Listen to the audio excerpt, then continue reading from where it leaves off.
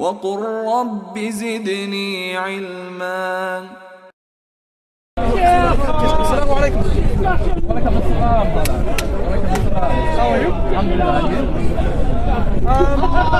It's sad to hear things that are happening around us. Happening globally and happening right next to our doorstep. We are obviously celebrating. What goes in our minds as Muslims? How much of this has a basis in Islam? So I understand you have something to share with us. Your thoughts and feelings on the things that have happened very recently. What I mean recently is, I would let you describe the events in your own words. Go ahead. People often say to Muslims, why don't you condemn terrorism? Well, people do condemn terrorism. Thousands and thousands of scholars, Islamic scholars, regularly condemn terrorism, and virtually all Muslims on the planet condemn terrorism. But I want to just mention something now in response to the Muslim Council of Britain's recent statement, and I want to endorse what they say in a tweet that was sent out just a few hours ago. It's a statement from the Muslim Council of Britain concerning the London Bridge terrorist attack, and they say, "We are appalled and angered by the terrorist attacks at London Bridge and Borough Market in my home city. These attacks of violence are truly shocking, and I condemn them in the strongest terms. Muslims everywhere are outraged and disgusted at these cowards who once again have destroyed the lives of our fellow Britons. This should happen in the month of Ramadan, when many Muslims are praying and fasting. Only goes to show that these people have neither respect for life nor for faith. Our prayers are with the victims of all those affected. We commend the work of our emergency services, working hard to keep us safe and cope with the ensuing carnage. As ever, we urge everyone to assist the authorities so that these criminals can be apprehended and brought to justice."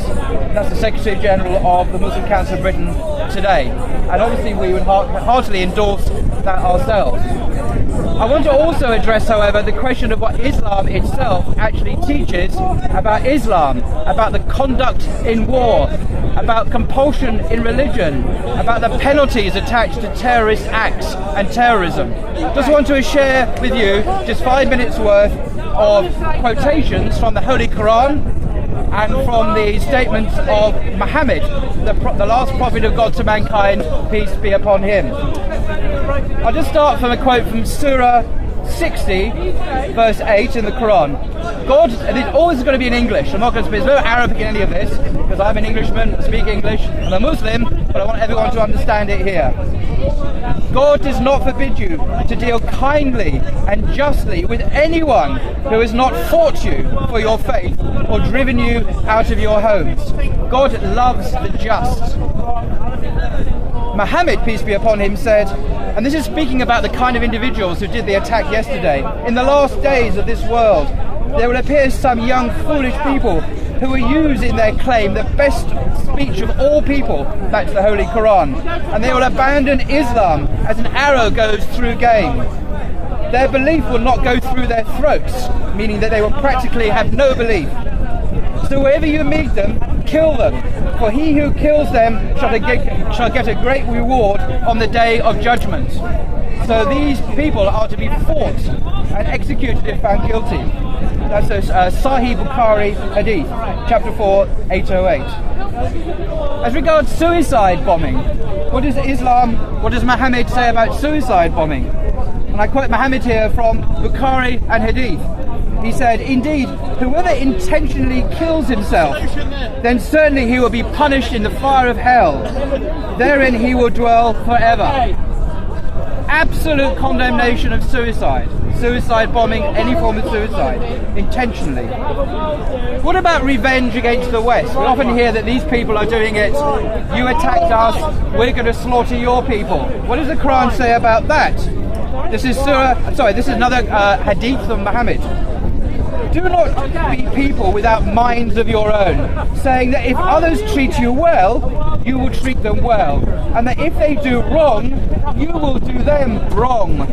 Instead, accustom yourselves to do good. If people do good, and do not do wrong, even if they do evil. Very clear. It is a fact that in all the four main schools of Islam, the madhabs, which virtually all Muslims follow, terrorism, or hiraba as it's called in Arabic, is forbidden in Islamic law, which groups it with brigandage, highway robbery and extortion rackets. Any illicit use of fear and coercion in public spaces for money or for power. The Sharia teaches that the penalty for terrorists duly convicted is death. Terrorism, though, is above all murder. Murder is strictly prohibited in the Quran. In Surah 6, verse 151, God says, "And do not kill a soul that God has made sacrosanct, save lawfully." I.e., murder is forbidden, but the death penalty imposed by the state for a crime is permitted. Surah 5, verse 53 says, "Whosoever kills a soul, unless it be for murder or for wrecking corruption in the land, it shall be as if he had killed all mankind. And he who saves a life, it shall be as if he had given life to all mankind." It's also forbidden in Islam to attempt to impose Islam on other people. The Quran says, God says, there is no compulsion in religion. The right way has become distinct from error. So there's no need for any compulsion. It's evident to people what the truth is. That is the second surah, verse 256. Note that this verse was revealed in Medina in AD 622 or thereafter, and was never abrogated by any other verse of the Quran. Islam's holy book forbids coercing people into adopting any religion. They have to choose it willingly. But what about conduct in war? Because Islam is not pacifist. You hear people say, mockingly, Islam is peace. It's not a pacifist religion. It does believe in just war. Just like the Christian church has a theory of just war, developed by Augustine and later, Muslims also have a theory of just war. Muslim scholars have developed it. So what about conduct in war? And ISIS, as we know, considers itself at war. The so-called Islamic State. Now, there are so many authentic hadiths where the Prophet, peace be upon him, condemns the killing of innocent women and children during time of war. And it's impossible to give them all now. I'll just give you just a few, but you can Google them and you'll come across hundreds of them. This one is from Sahih Bukhari. During some of the battles of Muhammad, peace be upon him, a woman was found killed. So Muhammad forbade the killing of women and children. Another hadith from Sahih Muslim. It was narrated on the authority of Abdullah that a woman was found killed in one of the battles fought by the Messenger of Allah, peace be upon him. He disapproved of the killing of women and children. During his lifetime, Muhammad gave various commands to his forces concerning the conduct of war. The most important of these, I think, was summarized by Muhammad's companion and the first caliph of Islam, Abu Bakr, in the form of 10 rules for the Muslim army. And we still know what these rules are today. We still have them in existence. So this is what Islam teaches about the conduct of war. This is what ISIS need to practice, not terrorism. O people, I charge you with the 10 rules. Learn them well. O people, that I may give you 10 rules for your guidance in the battlefield. Do not commit treachery or deviate from the right path. You must not mutilate bodies. Neither kill a child, nor a woman, nor an aged man.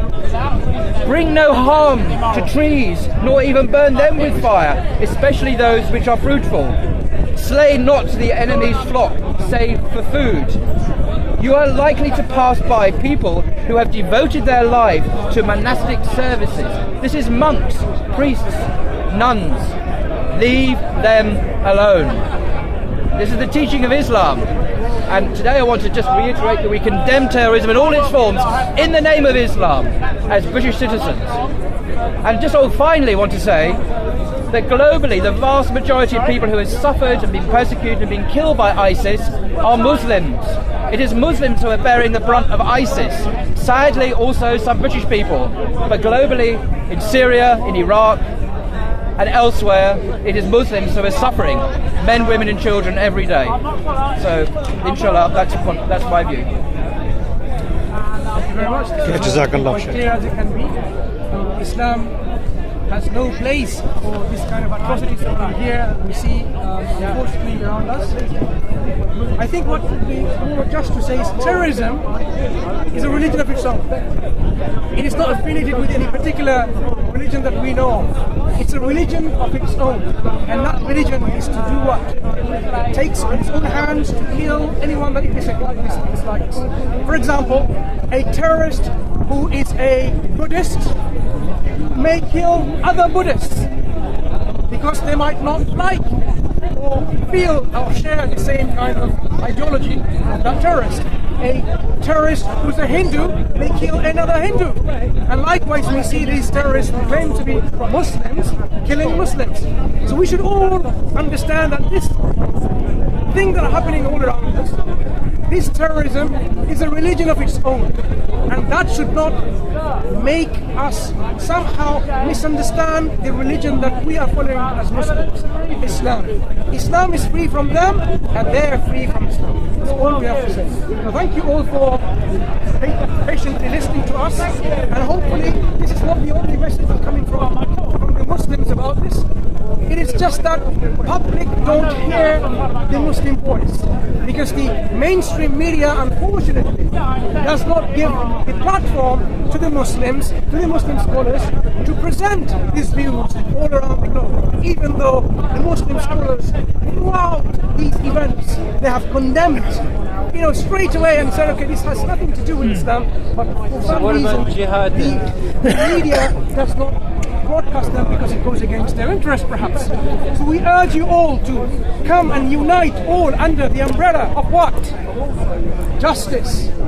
Let justice be done, and let these perpetrators, whoever they are committing this, they are taken into right, just arms of the law and punished for these grievous crimes that they have committed, so that we as human beings, wherever we are, we can live in peace and mutual tolerance, besides the differences that we have. In fact, it is the difference that gives us diversity. It is the difference that gives us meaning in life. We can live with you, with our differences. And clearly this has been the case with Islam. Muslims and Christians and Jews were living side by side for thousands of years in Islamic lands, in Egypt, in Syria, in Libya. It's only recently that we hear all these things which are turned upside down. But we have shown historically that we can mutually tolerate each other's faith and live in harmony and peace and justice between ourselves. And this is what we are all calling towards. Let us live in a life of justice, peace, harmony and tolerance. And let us unite on this so that the world is a much, much better and safer place. Thank you again. أقول قولي هذا واستغفر الله لكم وآخر دعوانا الحمد لله رب العالمين.